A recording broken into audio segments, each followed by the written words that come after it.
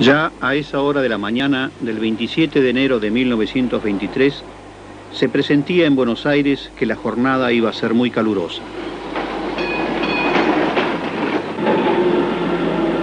El hombre rubio tomó el tranvía en el centro y se había bajado en Plaza Italia en busca de la calle Fitzroy.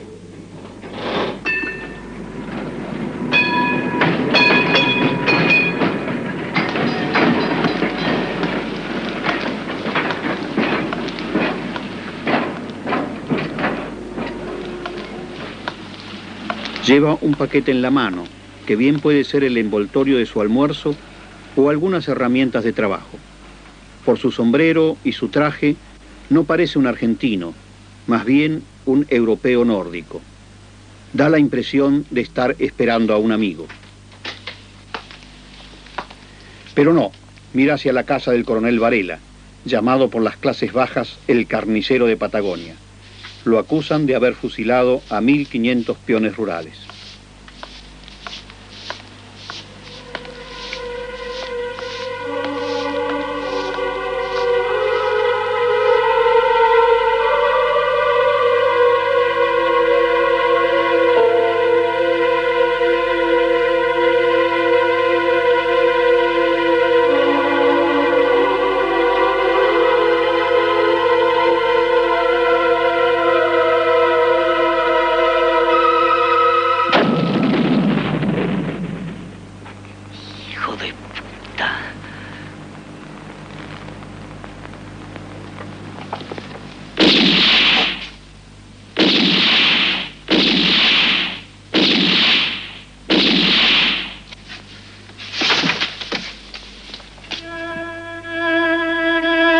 Como autor del atentado fue detenido el alemán Kurt Gustav Wilkens. Así comienza el segundo capítulo de una historia de sangre y violencia. Una historia de ángeles y demonios. De ángeles que se convirtieron en demonios y de demonios que se convirtieron en víctimas.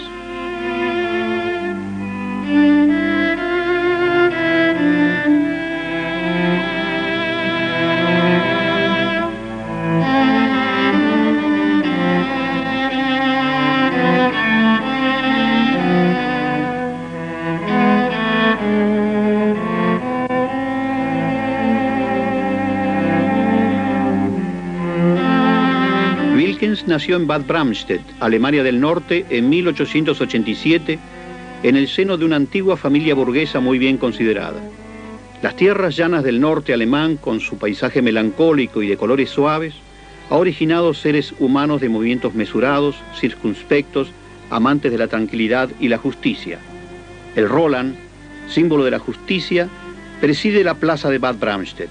Frente a él, en épocas pasadas, sus habitantes cerraban trato dándose la mano. Era ley sagrada.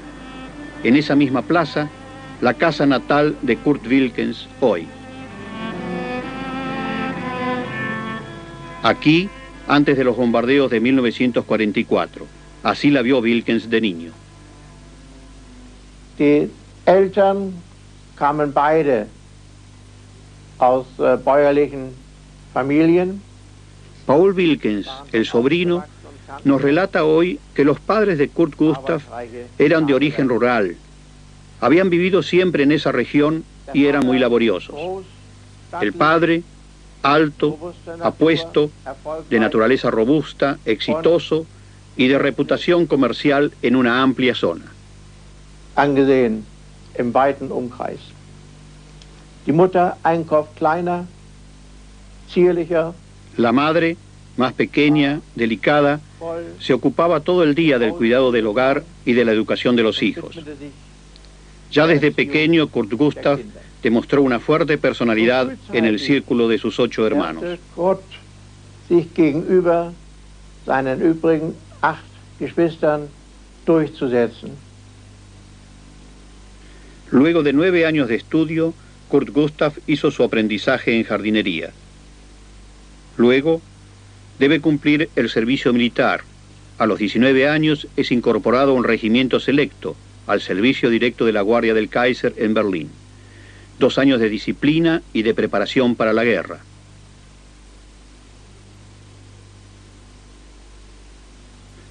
Prusia era el modelo militarista por excelencia, y las armas de Krupp, Mauser y Loeb eran las más codiciadas en el mercado internacional.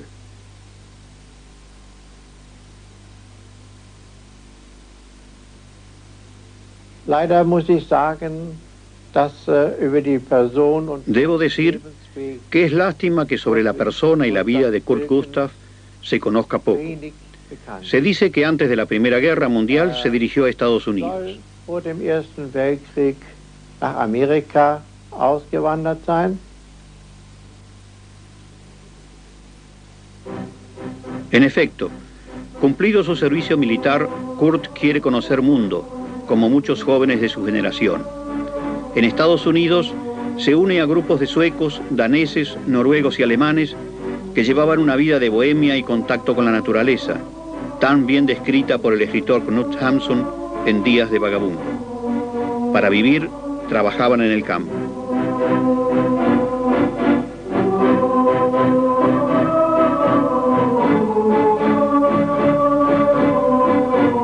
Con sus amigos, aprendió allí las teorías de Tolstoy, el conde ruso que predicaba el evangelio del amor y de la paz, el regreso al cristianismo de los primeros tiempos y la no violencia.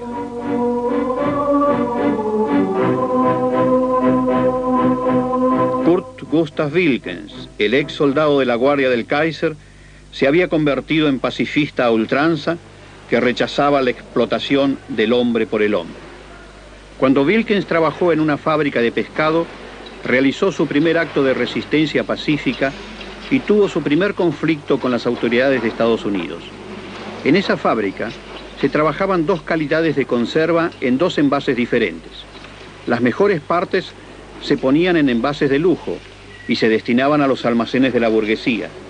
Los restos, en envases ordinarios, se destinaban a los barrios obreros. Wilkens convenció a sus compañeros de trabajo y se procedió al revés. Se envasaban las partes de inferior calidad en los envases de lujo y las partes seleccionadas iban a los almacenes proletarios en envases baratos.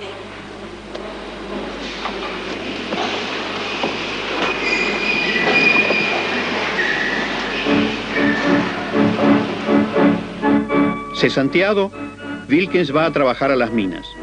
En 1914 se niega al llamado a las armas que le llega de Alemania con motivo de la Primera Guerra Mundial y se gana la vida como minero en Arizona.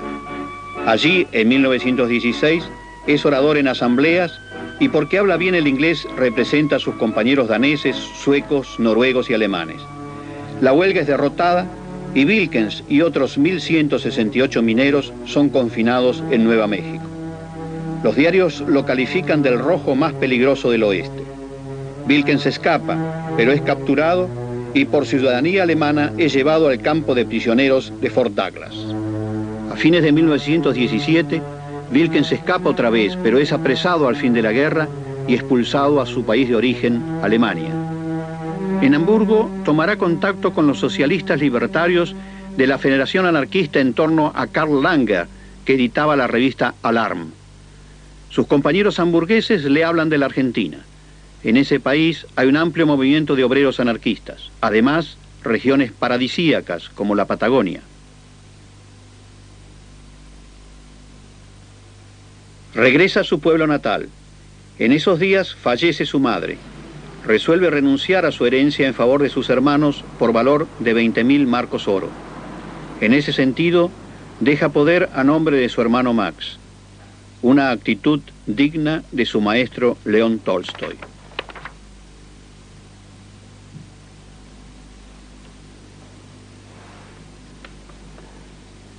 Un día después, deja Alemania para siempre. Se embarca en el Brabant, en Ámsterdam, y arriba a Buenos Aires el 29 de septiembre de 1920.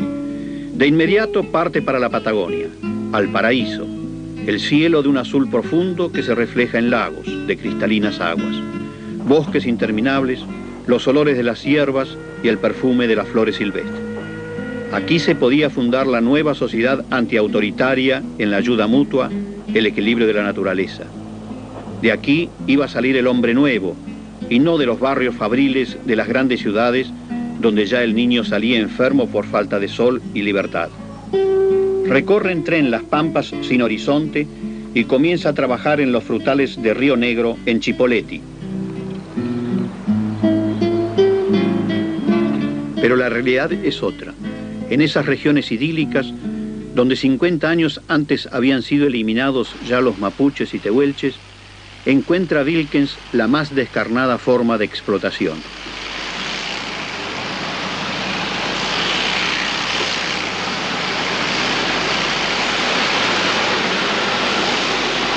La tierra pertenece en su mayor parte a latifundistas europeos, en gran parte británicos, que eran dueños y señores de haciendas y de hombres.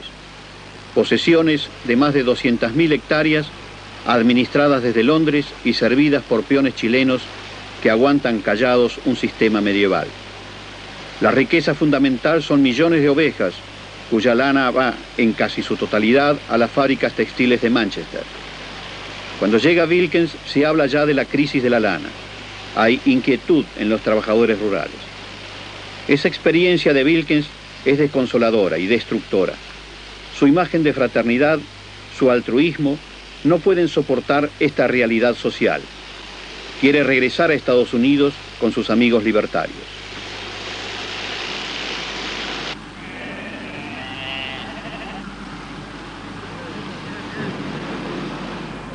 Vuelve a Buenos Aires, pero en el Café La Brasileña ocurrirá algo que cambiará su vida. Se le acerca un desconocido quien se presenta como un compañero de ideas. Comienzan una larga conversación. El desconocido le hace preguntas. Wilkens le relata su vida en Estados Unidos y sus luchas como sindicalista.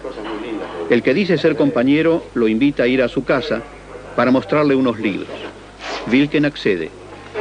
Pero la casa resulta ser la comisaría 16 y el compañero, el agente número 838 de la Policía Política, Mauricio Gutmann.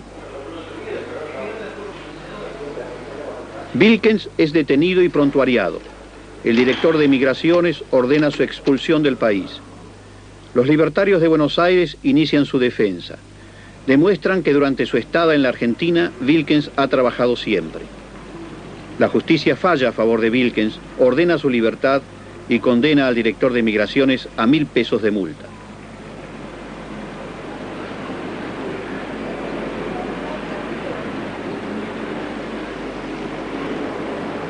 Wilkens, agradecido por la actitud de los compañeros de ideas, decide quedarse en Buenos Aires para luchar por otros detenidos políticos.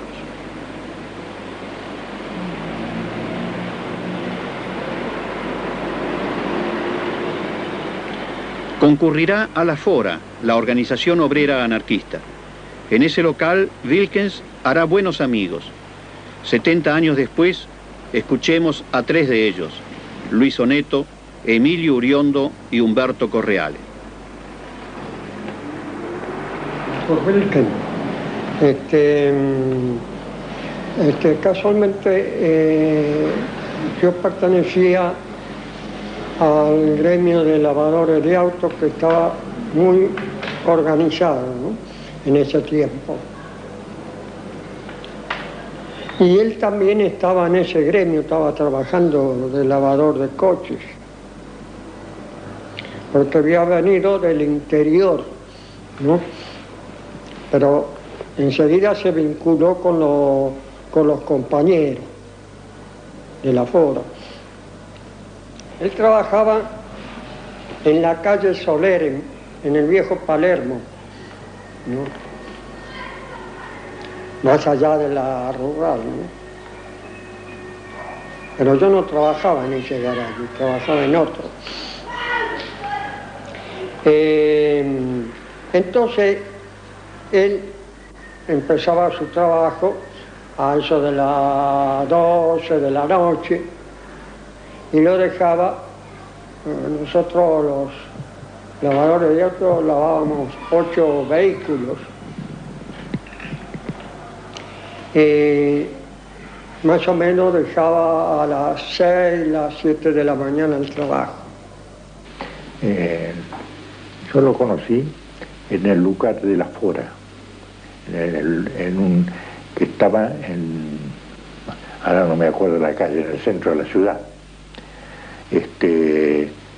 Un hombre muy tranquilo, casi no hablaba con nadie, se sentaba en un banco y se ponía a leer, y ya sabía yo, por Delgado, por sus compañeros que había ahí, que estaba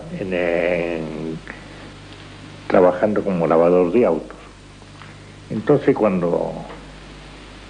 hablando con Rosina, sí, dice, el compañero Will, que es un gran compañero, ha venido así, y entonces vino la unión. Y era un hombre de una expresión risueña, la verdad que trasuntaba mucha bondad. Hasta hubo momentos que la impresión que daba de que fuera un evangelista, ¿no? Un tipo de extracción cristiana. Esa es la sensación que tuve yo siempre.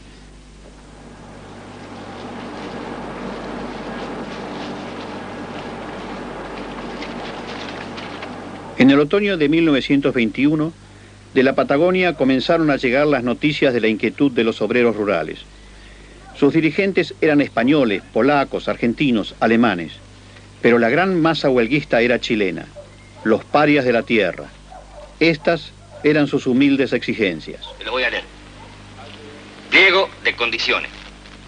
Primero, quedan abolidos los camarotes. Segundo, en cada casa de peones habrá un lavatorio para higiene, para lavarse.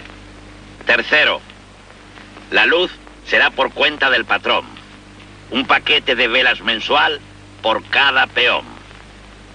Cuarto, cada estancia tendrá un botiquín con instrucciones en castellano y no en inglés. Quinto, sueldo mínimo para ovejeros, campañistas y arreadores, 100 pesos. Sexto, para fomentar el aumento de la población, se dará preferencia a los peones con familias y con hijos. Y no como ahora, que se conchaba solamente a los solteros. Séptimo, los estancieros deberán reconocer como único organismo representante de los obreros a la Federación Obrera de Oficios Varios de Río Gallegos, adherida a la FORA.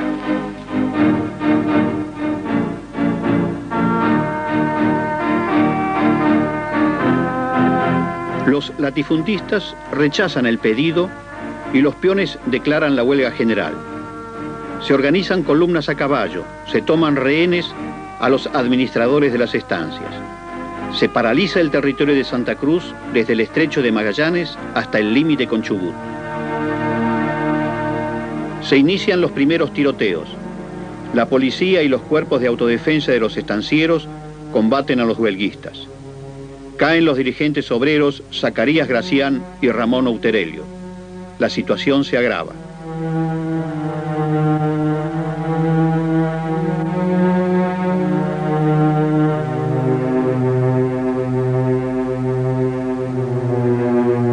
El gobierno central de Irigoyen tiene temor que Inglaterra envíe marinería en defensa de las propiedades de sus súbditos.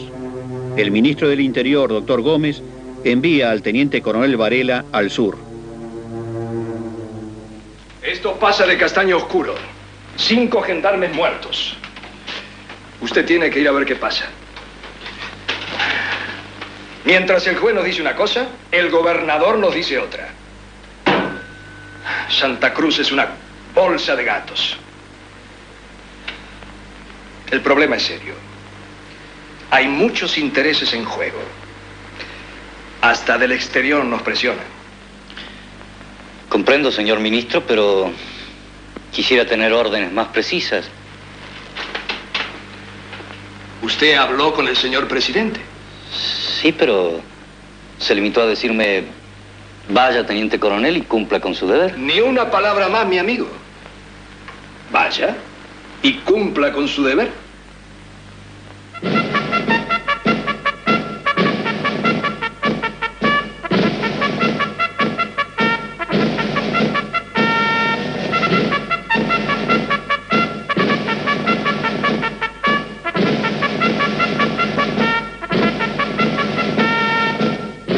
Un buen equipado regimiento con ametralladoras viaja a Santa Cruz. Allí se incorporan a las tropas los administradores de estancias y los empleados de tiendas que ayudarán a los militares a reprimir. Ya en tierra, Varela traslada a sus tropas desde Puerto Deseado para sorprender a los huelguistas.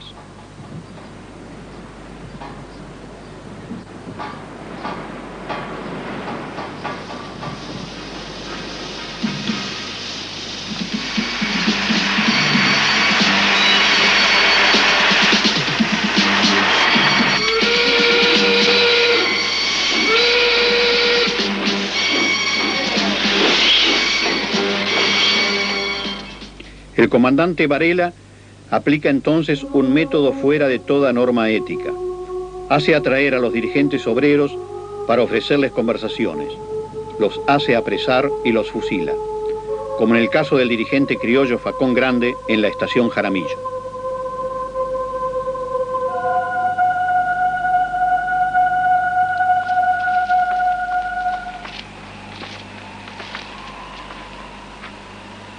Deténganlo.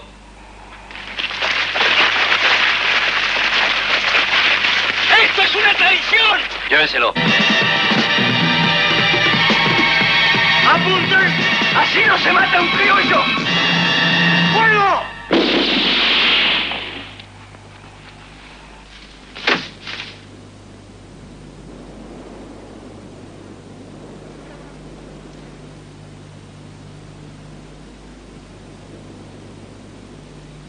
El mismo lugar, 70 años después, el estanciero Baldomero Cimadevilla, propietario de las tierras y exintendente de Puerto Deseado, nos relata.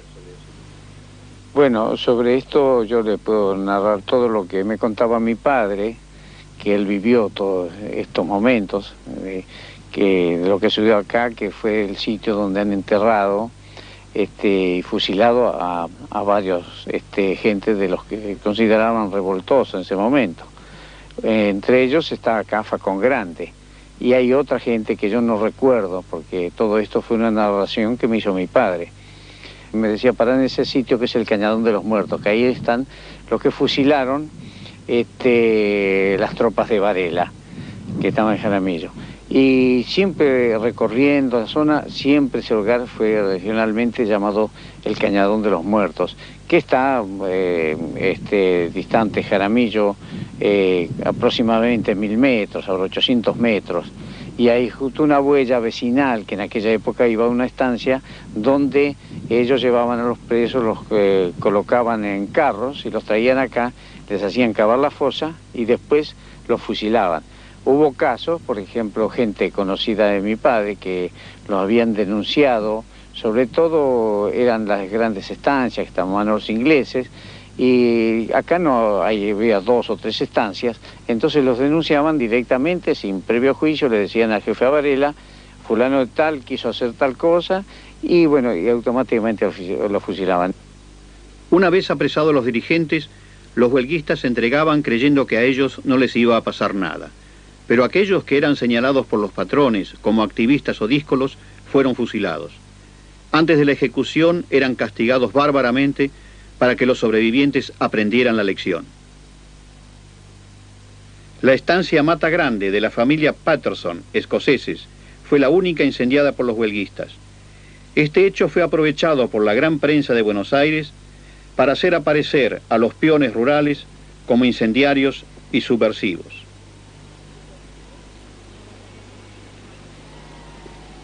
La casa hoy, tal como fue reconstruida.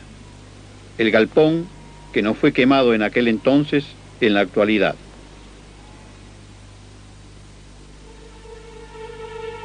Sin ningún basamento legal, ya que en la Argentina no existía la pena de muerte, se fusiló día a día centenares de trabajadores del campo. En las estancias San José, 108, Tres Cerros, 80, El Cerrito, 18, Bellavista, 40, Corpen, 320, La Alianza, 120, Casterán, 53. Las víctimas son arrojadas a tumbas masivas o quemadas. Se ejercía el derecho de botín y a los condenados se los despojaba antes de ejecutarlos del poco dinero que poseían y de sus caballos. En la estancia La Anita se fusiló a 440 trabajadores. A los europeos y argentinos se los ejecutó con pelotón de fusilamiento, pero para ahorrar balas a los chilenos Los oficiales y suboficiales los remataban de un tiro en la cabeza. Eran considerados seres de segunda categoría.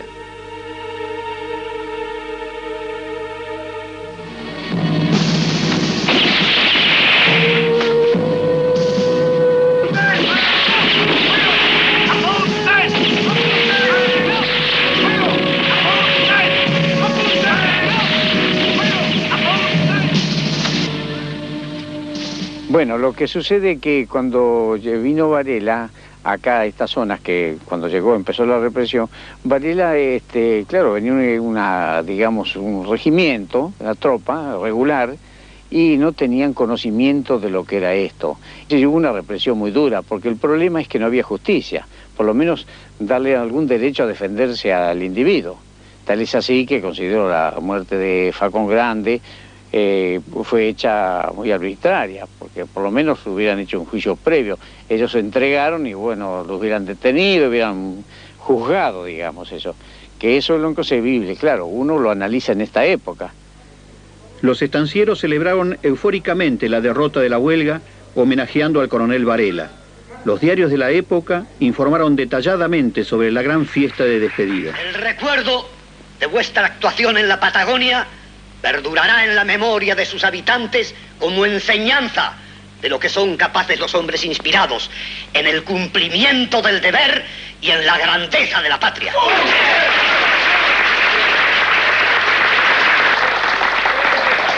Amigos! For he's a jolly good fellow, for he's a jolly good fellow, for he's a jolly good fellow.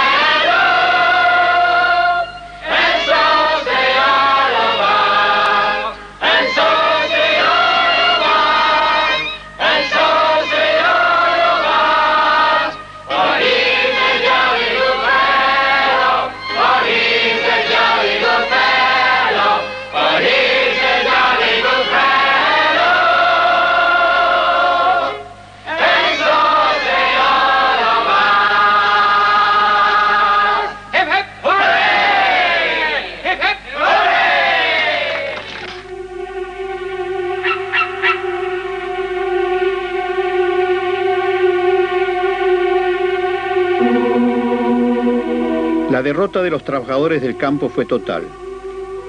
Sus locales fueron destruidos, sus imprentas robadas, sus bibliotecas quemadas. Las tumbas masivas quedaron sin cruces. Nadie se atrevió siquiera a señalarlas. Durante más de medio siglo no se volvió a discutir más ningún convenio laboral. La masacre se borró de la memoria histórica. Solo los peones chilenos, en los fogones de la noche, hablan en voz baja de la tragedia.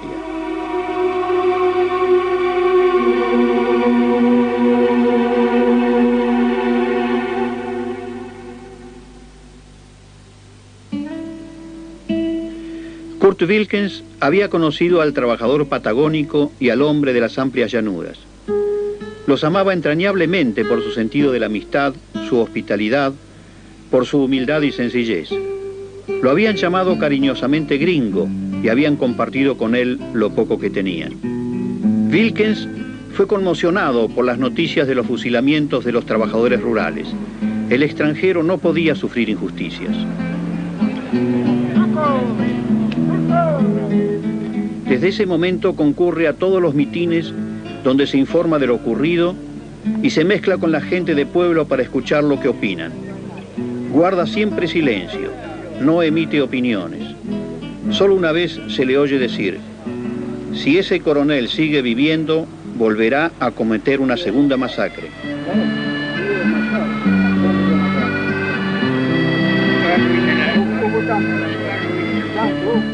En ese ser tan evangélico, tan tolstoyano, tan ascético que se avergonzaba a sí mismo como ser humano por los crímenes de Varela, se forma la imagen del ángel con la espada de fuego.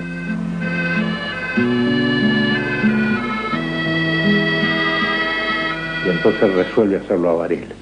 Entonces va solo a hacerlo a Varela.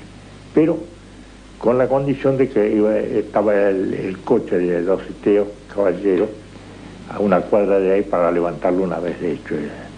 Pero resultó el hecho, ya se sabe cómo fue, que él fue con una granada que había preparado Vázquez, porque Vázquez era el que sabía cómo se preparaba eso, ¿no?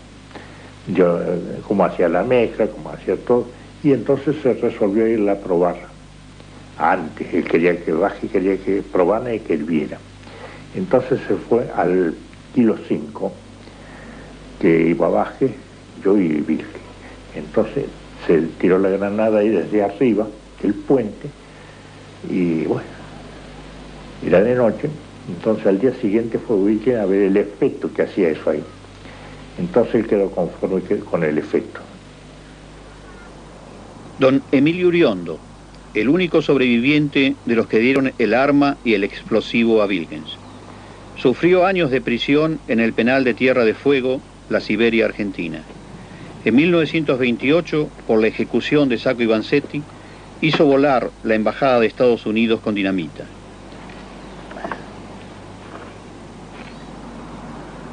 En el atentado contra Varela, un compañero quiso ayudar a Wilkens, pero este no aceptó. Él decía que para una persona no hace falta 2 personas. Eso es lo que le dijo a Ateo. Cuando Ateo quiso intervenir en un hecho, le dijo, no, compañero, para una persona, una sola persona. Usted está ahí.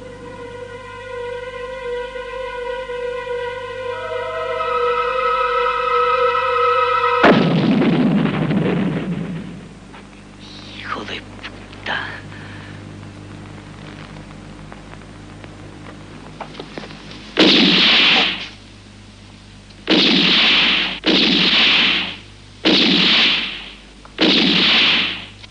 A la absoluta precisión con que Wilkens había preparado el atentado, se cruzó un imprevisto.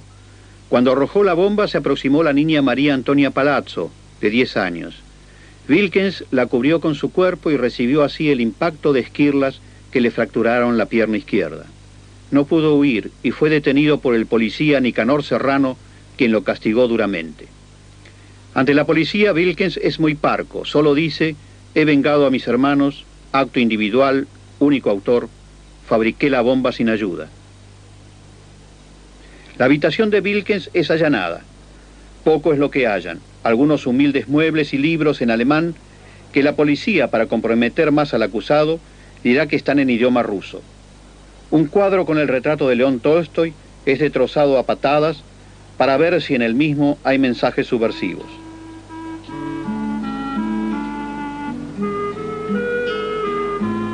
El acto de Wilkens es saludado en las asambleas obreras. Toda la izquierda, sin excepción, lo considera su héroe. Hablan del derecho del individuo para matar al tirano. Hasta hay un poco de vergüenza en los trabajadores que haya tenido que ser un extranjero el que hizo justicia.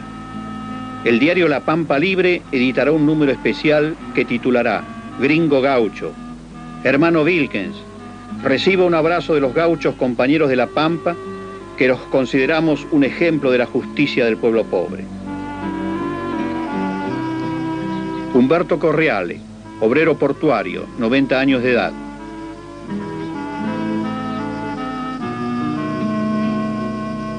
...70 años de lucha por la utopía del anarquismo no violento. Para salvar al rebaño hay que matar al lobo. Y esa frase de matar al lobo para salvar al rebaño prendió a mucha gente joven como yo, pero mucha gente, y algunos que no eran jóvenes, ¿no? En realidad no quedaba otra alternativa, porque se corría el riesgo de que esos lobos repitieran la hazaña, ¿no? Esto puede parecer un poco, qué sé yo, un poco pueril, pero el hecho es que históricamente el fenómeno se daba así. Y entonces reivindicamos el hecho de Kurt Wilkens. Sí, directamente al lobo, sin hacer víctimas inocentes. Y un hecho que se justificaría plenamente a través de todas las hazañas y monstruosidades cometidas por el lobo. Wilkens fue enviado a prisión. Los presos comunes y políticos lo recibieron con aplausos y vivas. Cuando se le levantó la incomunicación, el diario Crítica le hizo un reportaje en la enfermería de la prisión. El periodista describe a Wilkens como un hombre culto que no habla bien el español, pero que se hace entender. Ante la pregunta de por qué hizo el atentado, responde: no fue venganza. Yo no vi en Varela al insignificante oficial. No, él era todo en la Patagonia: gobierno, juez, verdugo y sepulturero. Intenté herir en él al ídolo desnudo de un sistema criminal. Pero la venganza es indigna de un anarquista. El mañana no quiere rencillas, ni crímenes, ni mentiras. Desea vida, amor, ciencia. Wilkens escribe desde la cárcel a los amigos que fue operado sin anestesia de la pierna. Le extraen 10 centímetros de hueso. Deberá caminar toda la vida en muletas.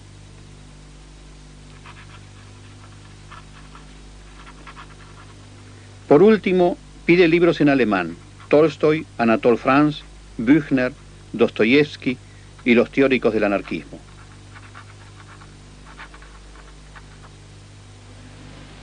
Porque a él, cuando vino preso, lo tenían en los calabozos especiales que había, que daban a la calle Pasco,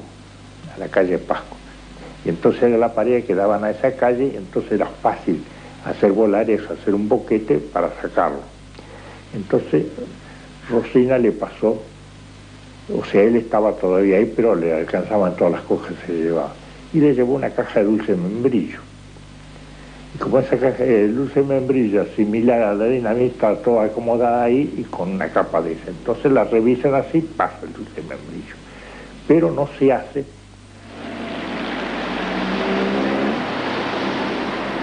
Los compañeros no llegarán a tiempo para liberarlo.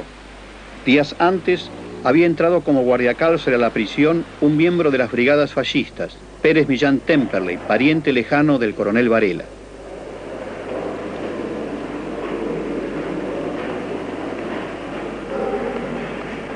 A medianoche del 16 de junio de 1923, entra como custodia del pabellón donde está Wilkens. Este duerme. Se aproxima y con su fusil lo despierta. ¿Eres Wilkens?, le pregunta. El preso responde semidormido: sí. Y ahí Temperley dispara con su arma en el pecho del indefenso. Wilkens morirá horas después. La indignación por el asesinato de Wilkens fue general. La Central Obrera declaró de inmediato la huelga general en todo el territorio de la Argentina. Fueron jornadas de gran violencia en las que el pueblo salió a la calle a protestar. No era un paro pacífico, era un paro de acciones. Entonces, los obreros, panaderos especialmente, que eran los más aguerridos y bien organizados en esa época, estaban haciendo una asamblea en el local de Bartolomé 3270 porque no pudieron hacerlo en la Plaza 11, porque lo prohibió la policía. Entonces ahí se produjo un violento tiroteo. La gendarmería atacó, eran todos cosacos armados con fusiles. Y hubo muertos y heridos.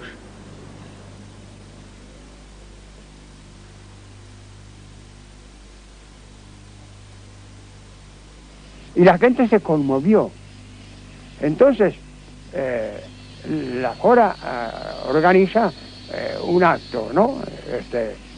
Y empieza a fluir gente, que no tiene nada que ver ni con el movimiento obrero, ni con el anarquismo, ni con ninguna cosa de... Pero es que el hecho que se vino operando, la manera como se vino operando el proceso de liquidación de Kurt Wilkens, conmovió mucho a la opinión pública y produjeron mucho repudio, ¿no? Con toda la razón del mundo, no porque uno fuera parcial del asunto, sino porque en realidad era así. Ahora, hay una justicia, los condena, la justicia burguesa los condena, macanudo, pero esa secuela de persecución hasta el asesinato, ¿no?, es una cosa que a la gente no le gustó. Las noticias de la muerte de Wilkens llegaron a Alemania, donde se realizaron mitines de protesta y de homenaje al caído. 2 años después, amigos de Wilkens lo vengaron matando a su asesino. El coronel Varela fue muy pronto olvidado por políticos y militares. En su tumba hay una sola placa que dice: los británicos de la Patagonia al coronel Varela, ejemplo de honor y disciplina en el cumplimiento del deber.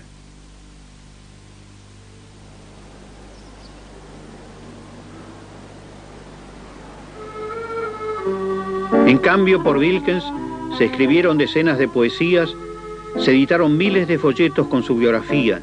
Los padres proletarios ponían a sus hijos recién nacidos el nombre extranjero de Kurt Gustav. Las canciones populares de recuerdo al extranjero florecieron en los labios de las costureritas, de las muchachas fabriqueras y por sobre todo de los payadores. Los cantores populares en los suburbios de las ciudades y en las lejanías patagónicas recordaban al extranjero que hizo justicia por la muerte de tantos modestos peones de campo. Un cerro que emerge en las inmensidades de la interminable estepa lleva el nombre de Kurt Gustav Wilkens, bautizado por los peones chilenos, los más humildes de los humildes. Vengo a saludar a un mártir, generoso de la idea, que se echó la cruz al hombro con vocación nazarena. Wilkens, como un nuevo Cristo, cruza la criolla Judea hacia el Calvario de Ushuaia, Gólgota de tu tragedia. Wilkens nos recogió el guante que el prepotente Varela nos arrojara en la cara, declarándonos la guerra. ¿Quién no conoce la historia de la jornada sangrienta que enlutó la Patagonia con la gran masacre obrera? Wilkens no es una venganza, es el fruto, es la cosecha de quien sembró tiranías para recoger violencias. Él obró por la justicia más hermosa de la tierra, el amor a sus hermanos de dolor y de miseria.